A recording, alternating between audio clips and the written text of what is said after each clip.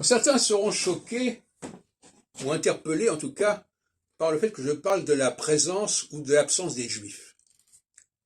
Ils diront, mais c'est un facteur complètement secondaire, c'est un groupe parmi d'autres, pourquoi lui accorder autant d'importance? Bon, moi je ne suis pas d'accord là-dessus, au contraire, je pense que l'astrologie ne peut pas se comprendre sans cette question juive. Ça fait très longtemps que je le pense, de même que la question juive ne peut pas se comprendre sans l'astrologie. Ça va dans les deux sens. Et donc,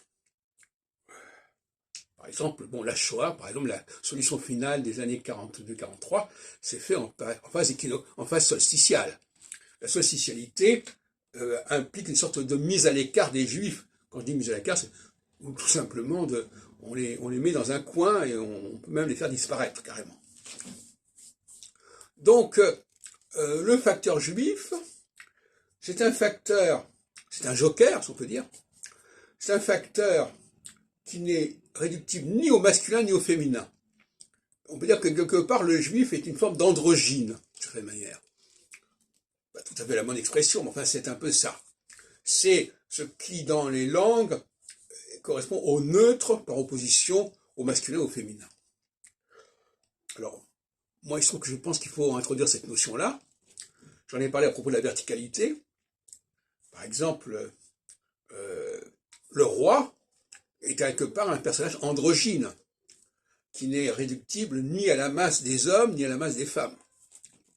Et c'est aussi quelque chose de très minoritaire, et qui a également été à côté dynastique.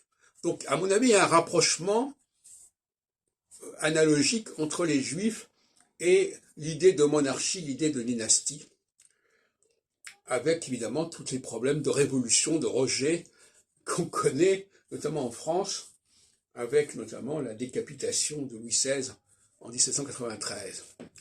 Mais, bon, parmi d'autres sujets. Donc, la question juive est une question essentielle.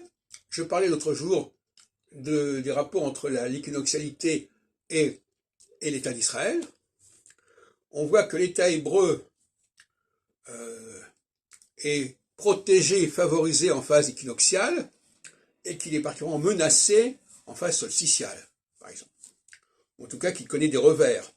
Par exemple, 1967 passe en phase équinoxiale, la guerre de Kippour, qui a quand même été très problématique pour les Israéliens, se passe en tout début de phase solsticiale.